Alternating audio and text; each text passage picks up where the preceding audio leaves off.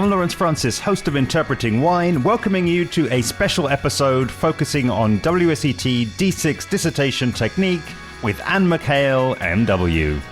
Today, Anne will cover the 6 pitfalls she's observed based on her extensive analysis of the examiner's report and from discussing feedback received by prior D6 students. Anne will also give tips on how to address each of these pitfalls. This is essential listening for any student submitting their D6 assignment in 2025 who wants to get the best marks possible. If you're looking for additional support with the current D6 assignment, you may like to know Anne is currently offering paid access to recordings of her recent web classes on the topic. The first featuring Caroline Hermann MW covering the Virginia wine industry through the lens of the D6 assignment, and the second featuring Anne going in-depth on D6 technique. There are many additional resources included with purchases, which I'll mention in the show outro, so do listen to the end to hear those. I've also partnered with Anne to offer Interpreting Wine listeners purchasing one or both webinars via my affiliate link a unique set of bonuses. Bonus 1 is access to the completely updated overview doc covering all WSET diploma episodes on Interpreting Wine. And bonus 2 is access to a private podcast feed that collects all of Anne's previous Interpreting Wine podcast appearances. Bonuses that will not be available anywhere else in 2024. To learn more about the web classes or to purchase and secure your Interpreting Wine bonuses, head to interpretingwine.com/D6webclass. Link is also in the show notes. Enjoy. Hi, Anne. Great to have you back on the podcast now. I've actually lost count now of how many times you've been on. You're certainly one of my most featured guests, let's say. And I think that's indicative of the need, really, for diploma students to have great guidance and great insights, and I think also it's a great indication of your expertise on the topics that we're going to be talking about today. So I wonder if first of all you wouldn't mind just making a link, refreshing the listeners on your connection to the topic of today, and then also perhaps where that sits in your wider work that I know that you're deeply engaged with, which is supporting diploma students in their exam endeavors. Thank you, Lawrence. It is great to be back on Interpreting Wine. As you said, I coach students who are studying for their WSET diploma. I've been doing this for the last decade, so I have lots of experience and I've seen lots of successful students come through this qualification using my tips and tricks. For the past few years, I have also started helping people with the D6 assignment. So up until then, my focus was more on the exams, and I still support people through the D3, D4 and D5 exams with my diploma therapy membership and my other courses. But as I say, also been looking at D6 for the past few years. So what I find really interesting is that many students report that D6 is their favourite module. And that's partly because they enjoy the chance to do a deep dive into a topic, which you don't get as much of a chance to do over an extended period of time with the exam modules, because of course you have to cover so many different regions and topics for those exams. And I think the other reason that people enjoy D6 is that there is none of that horrible exam stress to deal with. You do it at your own pace. You have lots of time to check it over before you submit it. And this is reflected in the pass marks, which are very high. They're higher than the other modules. So for example, most recently for the 2023 assignments, the pass rates were 88% and 89% respectively. However, most of these are pass grades rather than merit or distinction grades. And in my experience, that is because many students have never done proper academic research and writing before, or perhaps they did do it at university, but it was a long time ago. So I have made it my mission to equip students with the skills they need to elevate their grade to merit or distinction. I have studied the examiner's reports in detail, and I have spoken to students about feedback that they've received when they perhaps weren't successful. And I've come up with a list of the top 6 pitfalls that could trip people up in D6. That is what we are going to explore today, as well as how to avoid these pitfalls. Now, WSET quite rightly have very strict rules on collusion and plagiarism. So my tips are not designed to write this assignment for you. They are designed to equip you with the correct skills so that you can produce an authoritative, interesting piece of research which is unique to you. The first pitfall is that you may be relying too heavily on sources that pop up in your first few Google searches. Okay, so imagine yourself receiving the assignment brief. As we record this, the current topic for D6 is the wines of Virginia, due at the end of January 2025. And so you can imagine yourself reading that brief, getting all excited about the topic and starting to Google, okay? And then you find a whole list of things written about the wines of Virginia and you think, great, I've got a list of sources. If you are doing that, if you're relying only on the sources that come up in your Google searches, what you'll find is that this can skew your references towards a single type of source. And this source may not be the most authoritative. So how do we address this pitfall?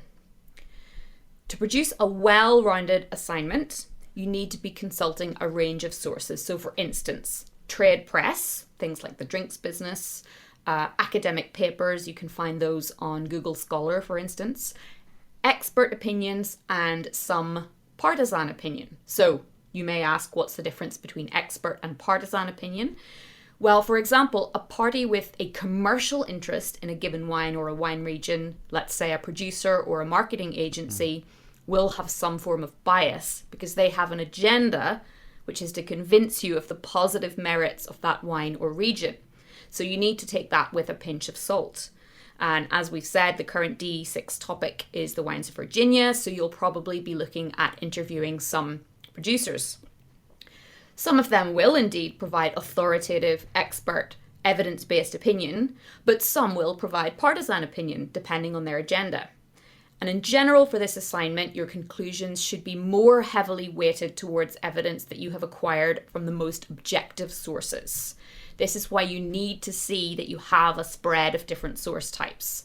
So my advice is that, as you find sources, you make a list of them and you note the type of each source. And as I said, I divide these into trade press, reference books, expert opinion, partisan opinion.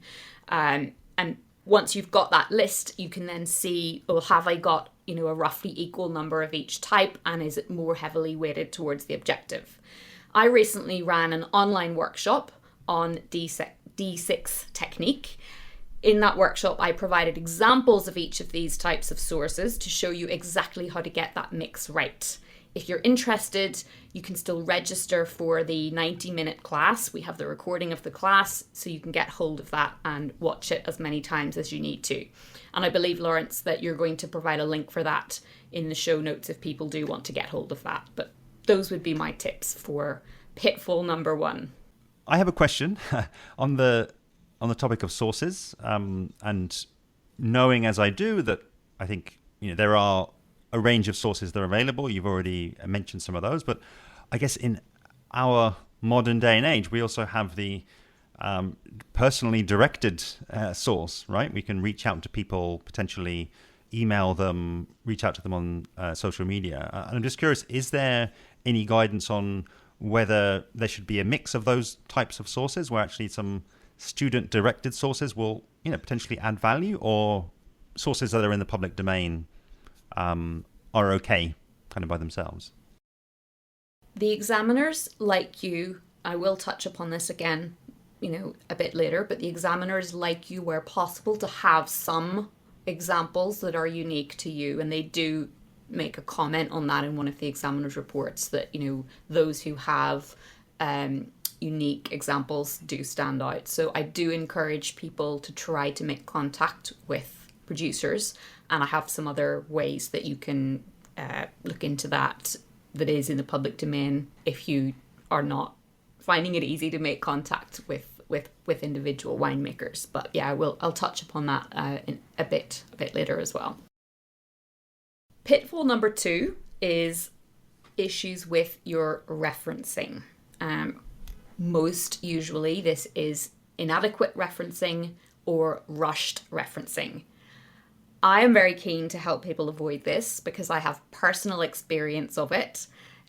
In order to become a Master of Wine, I had to carry out an original 10,000 word research project, dissertation, and I fell victim to this error because I did not document my sources properly as I went along. And then in the final week before the deadline, suddenly I had to create a bibliography, a list of references, and I ended up staying up until 3 a.m.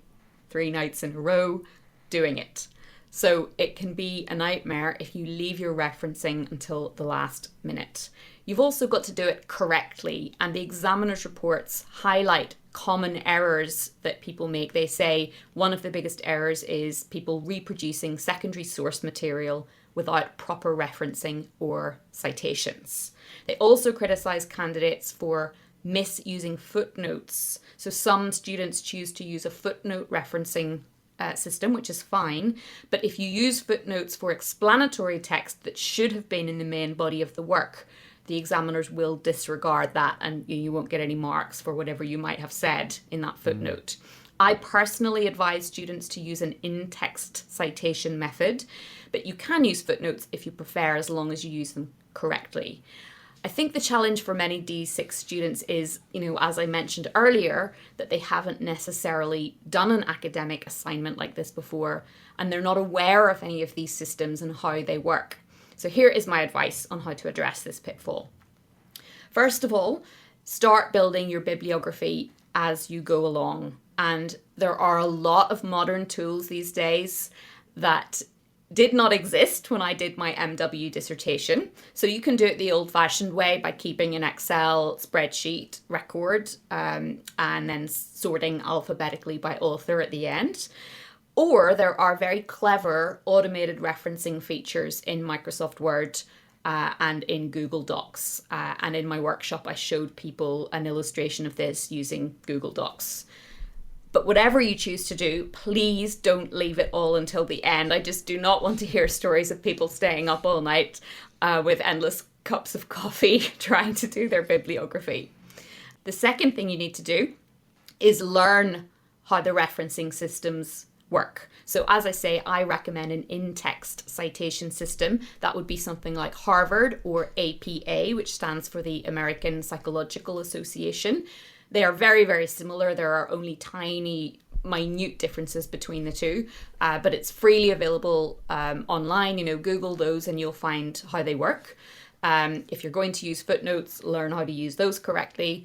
And most importantly, make sure that each statement in your assignment has some kind of authority behind it. You can't just give a generic statement and not back it up with a reference. That's the difference between submitting a proper academic piece of writing like this and what you write in the exam, where you don't need to cite your sources.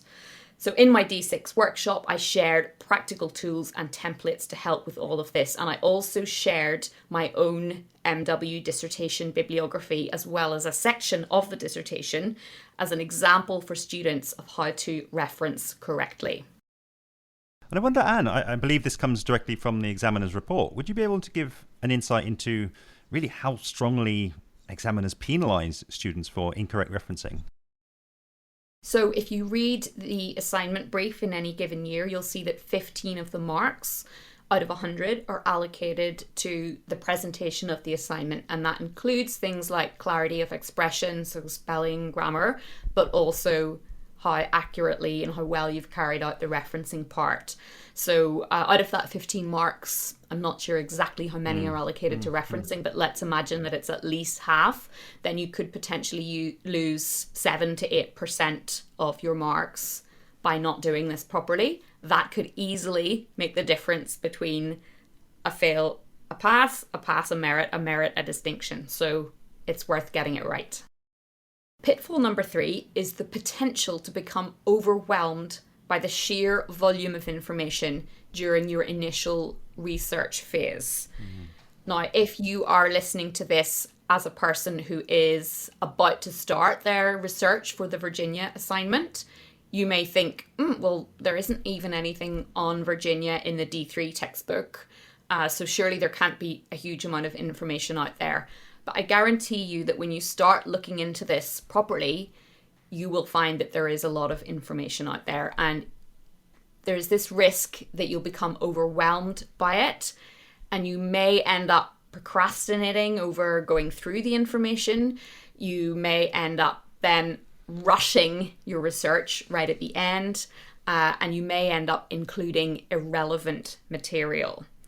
This is one of the criticisms of the examiners. It's just as important in D6 to answer the question as set as it is in D3, D4 and D5, as anyone who's listened to my previous appearances on interpreting wine will know that that's one of the things that I've pulled out of the examiner's reports, answering the question. So how do we address this potential pitfall of becoming overwhelmed?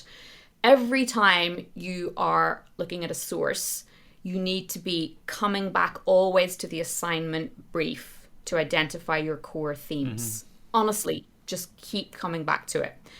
As you continue to do your research, you may find new sources, new themes may emerge, but before incorporating these themes into what you're writing, you need to go back and ensure that they're relevant. In my D6 class, I explored practical methods to manage this feeling of overwhelm. So if you are feeling inundated, don't worry, I have strategies for you. Could we, in some senses, also kind of say that this is very closely related to the ability to filter out what is relevant and actually, in some senses, I guess, discard what isn't relevant?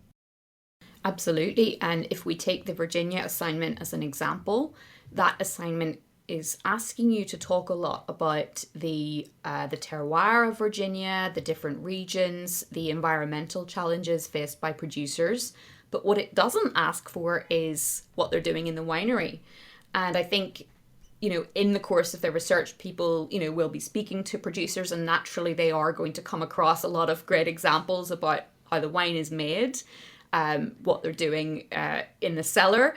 And they might be tempted to include that because it's great information and, new stuff that they've acquired. But it's not in the assignment. So unless it's relevant to the final section, which is about kind of a personal opinion on the growth of the industry, so it may be relevant to include some references to winemaking methods. But unless it's relevant, you unfortunately just have to omit it, no matter how interesting it is, no matter what percentage of the interview that you did with the producer that it took up. You've just got to discard it. Pitfall number 4, Lawrence, you're going to recognize this one because it is very similar to some of the things I've said in our previous discussions on diploma exam technique. Pitfall number 4 is describing instead of analysing. This is one of the top reasons why candidates miss out on these higher grades in D6. The examiners are not just looking for a summary of facts and opinions. They want to see critical thinking. They want to see your take on the why behind the facts. How do we address this? Well, I've got lots of tips to share with you.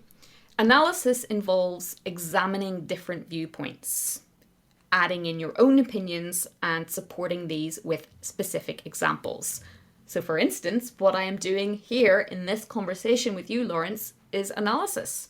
Rather than just reading out the D6 examiner's reports to you and describing what they said, I'm going into a bit more detail. I'm talking about the significance of the things that they say. For instance, I'm giving you examples of what an authoritative objective source is versus a more biased source. So as you are writing this assignment, here are some questions for you to keep in mind. First question would be, have I explained why this is or what the implications of this are? Next question, could I have illustrated this point with a specific example rather than a generic statement. Next question, am I choosing examples from a variety of source categories as listed in my original list that I put together when I was documenting my sources? Next question, do my examples represent differing viewpoints? And finally, am I adding in my own opinions as well? It's also worth noting that the examiners do want unique examples where possible. They have a lot of these assignments to read, okay? So remember that they want to find the information interesting as well, and they have even said in a previous examiner's report that the use of varied and interesting examples really helps an assignment stand out from the crowd. Now, of course, there will be some overlap between the sources that everybody has, in the public domain, the reference books on Virginia, the Oxford Companion to Wine entry on Virginia, for instance. There is going to be overlap. There will be sources that everybody will be referencing. So don't worry about that. But anything else that you can find that is unique will be helpful. So again, coming back to the current topic on Virginia, you are perhaps at an advantage if you're based in the US, somewhere near the state of Virginia, and you can travel there. But if you're not able to travel there, remember that we all have access to great content online. And one of my suggestions that I made in the workshop, for instance, was that you go through social media, search by various hashtags, find winery accounts, look at what they're saying online about their wines, about the region, what marketing techniques are they using. And I think by doing that, you're going to be able to find some unusual examples that not everybody has thought of using. So if I'm going to recap on everything I've just said, I would say make sure you're employing critical thinking, evaluation, and proper analysis rather than simply description.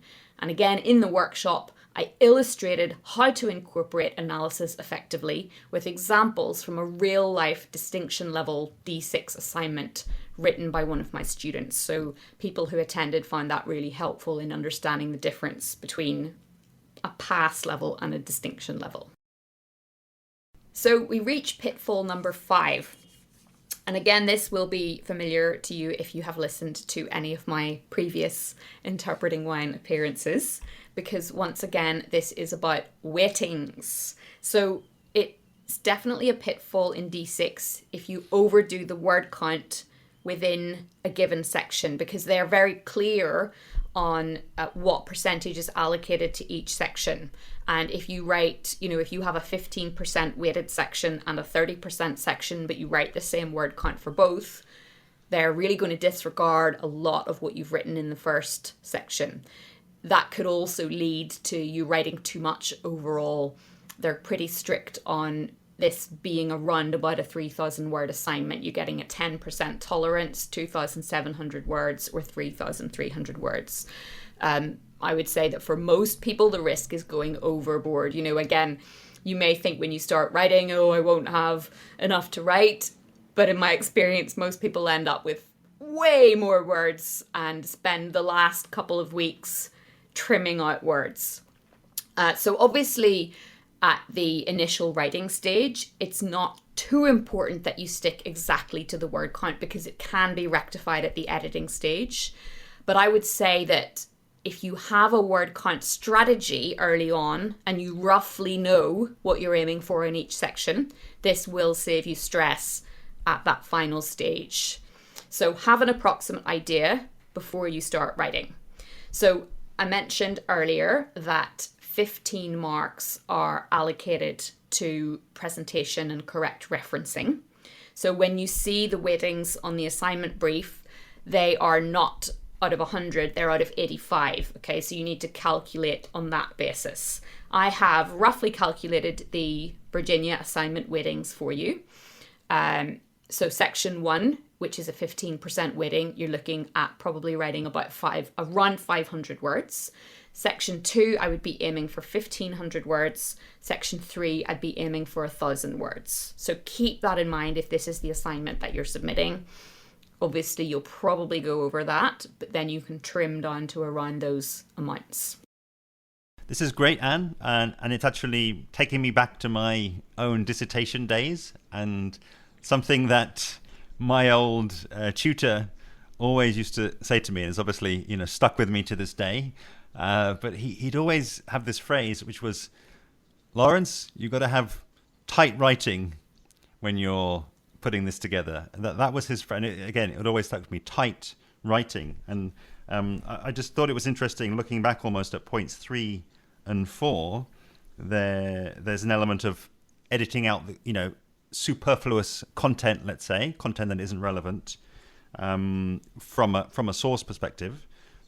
Point 4, about being descriptive rather than analytical, I take that as being, really you need to edit yourself, and maybe things that you've said that aren't relevant, or don't say them in the first place, so you don't have to edit them out. But then I think when you put that all together, you still have so many points that you need to cover, to get those higher scores, that even with all of the good advice from 3 and 4, it just feels as though you still have to write this sort of in this tight, quite specific way to answer all of the topics and to get the full scores, but then also to meet those quite strict word deadlines. That's a really great way of putting it, tight writing, and that is exactly how academic writing should be. As I say, many students come to this module without a lot of experience of that, so that is a skill that needs to be practiced. And as you say, you need to be self-editing, getting more concise. One of the ways that you can do this is by looking at the voice that you're writing in, and switching from the passive voice to the active voice, which can trim out a lot of words.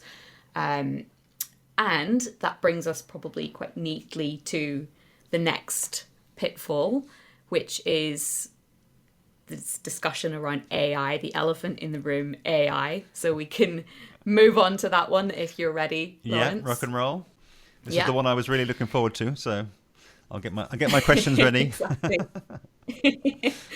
So we've entered a brave new world when it comes to education and the phenomenal things that AI tools can do these days. And I think in a way, it's actually a huge advantage for examiners of the WSET diploma that most of the assessment is still done with old-fashioned handwritten closed book exams, because nobody can access any artificial intelligence in this environment, and it really is a real test of what the student can generate from their own brain. So obviously they have had to introduce an AI policy when it comes to D6, and they're very, very clear that it is not acceptable to use these tools to generate text that is then copied into the final assignment. And I completely agree with that. I feel like the whole point of setting a research assignment like this is that it is to help you develop these skills of writing concisely, writing authoritatively, referencing every statement that you make. I myself learned a huge amount from doing this for my Master of Wine Studies. And using an AI tool to write something like this for you is not only plagiarism and cheating, it is also going against the whole point of the qualification. So a pitfall would be, using these tools in this inappropriate way. So what I focused on in my workshop was we looked at ways that you can use artificial intelligence, particularly large language models, of which the best known is ChatGPT, but other LLMs are available, as you know, Lawrence. And what I wanted to emphasize is that there are ways of using AI ethically and with integrity for your D6 assignment. I would say that the primary way that you can use it is for planning rather than writing. That's one of the ways. We'll look at another way as well. For instance, you could share some information with ChatGPT about the assignment brief, and then ask it, if you were given this assignment, what themes would you be suggesting that I research? What kinds of sources would you suggest that I look for? And this can help get you started, especially when you are feeling overwhelmed, you've done a few searches and you've realized that there's a lot more information out there than you realized. Mm-hmm. You may have ignition trouble, right? You're thinking, oh, this is a huge mountain to climb. I'm just going to put it off until tomorrow. And having a little chat with your large language model can just get you started, But it is, of course, up to you to go through each theme yourself, gather the actual sources, making sure that they are objective and authoritative sources, and then build your own arguments around them. I would also issue the caveat, and the examiners issue this in their guidance document as well, that AI large language models can sometimes hallucinate information, so they can make things up or they can give inaccurate references. So any suggestion that is made to you by an LLM, please check it. Please double check it.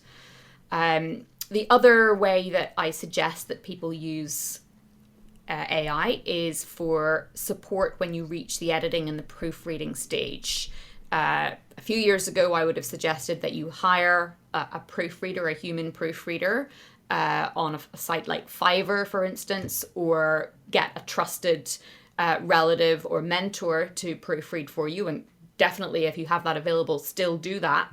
Mm-hmm. But if you don't have access to someone that can proofread for you, for instance, let's say English isn't your first language, and, by the way, huge respect to those of you sitting a high-level qualification like this who don't have English as your first language, because I studied French at university and I wrote an entire exam in French, and it was one of the biggest challenges I've ever undertaken. So huge respect. But if you don't have access to anyone who can proofread for you, I shared in my workshop a specific prompt for using ChatGPT as a proofreading tool. And the key thing was that I was making sure it wasn't actually changing any of the content or writing any of the sentences for me. It was actually providing feedback on where there were errors. And by giving it precise instructions, for instance, you can go as far as specifying that it writes in British English or American English, whichever you're choosing for your assignment.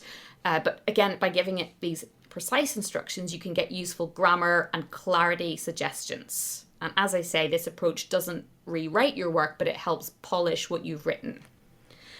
And then finally, although not necessarily strictly AI in the way that we've come to know it in the past couple of years, these tools that I referenced earlier on, like the way that Google Docs and Microsoft Word have their own inbuilt automated citation and referencing features, I do recommend using those.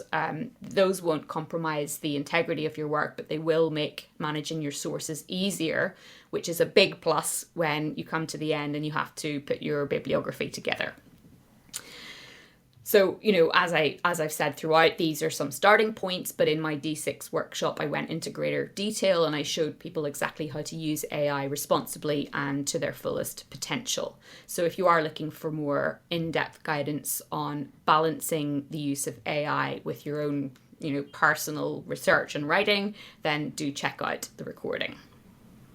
Absolutely. Yeah, it's a topic I love, as you know, and I think to share a personal anecdote at this point, and not profess to be able to offer advice to students, but maybe just share something that's working well for me, and I think it does echo what you've just said there, Anne. So I will in my own email writing, even though as an English native speaker, my proclivity, let's say, is to be very verbose. I will use too many words. I may be not always to the point, and there's maybe similar issues there in an exam as there is in an email. It's not necessarily got the right amount of cut through and impact to someone who's reading it. So I use AI tools, large language models of the type you've just mentioned there, to actually critique and refine is I would say the broad categories that I use them for.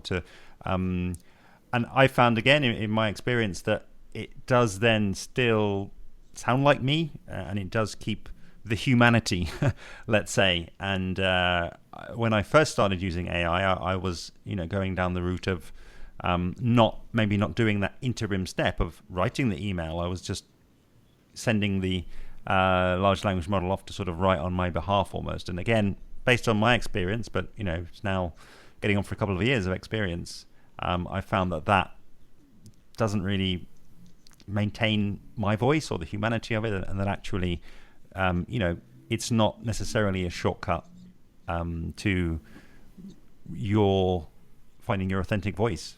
You need to be present there, and I personally, I think that's a good thing. I think it still needs that human input and that human guidance to produce really human sounding and authentic sounding content. Yeah, absolutely. At the beginning, when we were all excited by ChatGPT, we were getting it to write things, and it was filling it with exclamation marks and rocket emojis and all sorts of nonsense. Hashtags, yeah.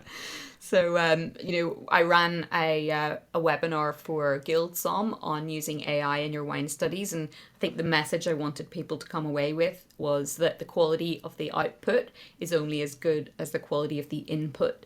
So if you speak to these models as if they are a very intelligent and objective assistant, and you speak to them in stages with very specific instructions rather than just asking them to do work for you, then you're going to get a better result. And as you say, it will retain the humanity and it will retain your authentic voice. I'm also curious, have you ever come across any sort of guidance or have a view perhaps on potentially some copywriting specific tools?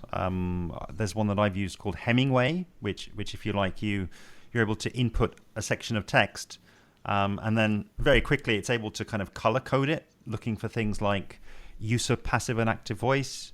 It's able to actually give you a reading grade level. So if you've, as again I do on occasion, you sort of snuck in a postgraduate level sentence, it's able to highlight that as a sort of, you might want to have a look here, and it then will give suggestions. It might say, okay, this is a really long sentence. You might want to split this up into 2 words.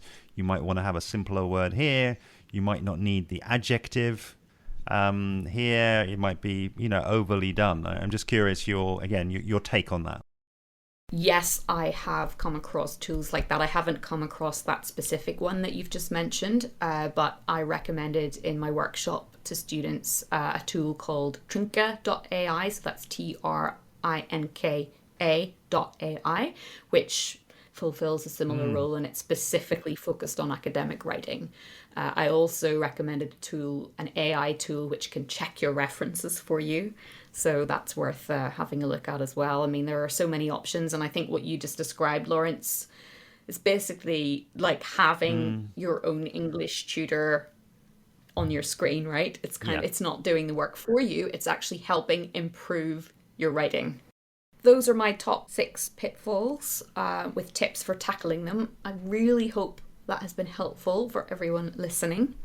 If you really want to get the full insight and you're serious about maximizing your marks in D6, then do check out my D6 workshop recordings. The first session, which I haven't mentioned much yet, was with Virginia expert Caroline Hermann MW. So in that session, we dived into content based on the assignment brief. So if you're submitting that assignment, then Caroline's session is absolutely brilliant. She gave a superb overview of the topic and shared a lot of useful sources. The second session is the one that I've referenced a few times throughout this conversation with you, Lawrence, and that's the class where I walked participants through my proven techniques for research, writing, and referencing in a way that will give your work that extra polish to elevate you to a higher grade. So Lawrence, I believe you will share the link to that and people can check that out for themselves. A huge thanks to today's guest, Anne McHale MW, covering the top 6 pitfalls for D6 students and how to address them. As a reminder, if you're looking for additional support with the current D6 assignment, you may like to know Anne is currently offering paid access to recordings of her recent web classes. The first featuring Caroline Hermann MW, covering Virginia wine industry through the lens of the D6 assignment, and the second features Anne McHale herself going in-depth on D6 technique.